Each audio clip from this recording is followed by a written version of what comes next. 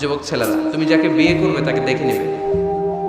আমার বোনেরা যাদের কানে মাইকের আওয়াজ যায়, আপনি যে ছেলেকে বিয়ে করবেন তাকে দেখে নেবেন। তবে দেখতে গেলে ছেলে, তুমি শুধু মেয়েকে দেখতে পারবে, তোমার বাবা দেখতে পারবে না, তোমার ভাই দেখতে পারবে না, তোমার দুলাভাই দেখতে পারবে।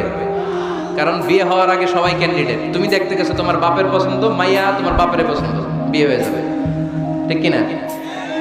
বিয়ে হওয়ার পরে উনি হবে শ্বশুর, তখন ওনার সাথে দেখা দেওয়া যায়। মাসালা বুঝতে পেরেছেন? এজন্য বিয়ের আগে একে অপরকে দেখে নেয়া, জেনে নেয়া, এটা সুন্নাত। কিভাবে দেখতে পারেন? ডিসেন্ট ফটো শেয়ারিং, ভালো ফটো শেয়ার হতে পারে। ছেলে মেয়ের ছবি দেখবে, মেয়ে ছেলের ছবি দেখে সিদ্ধান্ত নিবে যে তাদের সাথে সরাসরি সাক্ষাৎ হবে কিনা।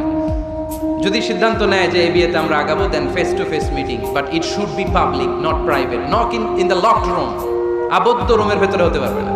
কারণ আবদ্ধ রুমে যদি কোনো বেগানা নারী আর পুরুষ থাকে, সেখানে দুজন থাকে না, ওই কনফারেন্সে তৃতীয় আরেকজন যুক্ত হয়, তার নাম শয়তান, ঠিক কিনা? এমন জায়গায় দেখা সাক্ষাৎ হতে হবে যেখানে আপনাদের কথা পাশে কেউ শুনছে, অথবা খোলামেলা কোনো রেস্টুরেন্টের আলাদা কোনো ঘর, সেখানে মুরব্বীরা দুই দিকে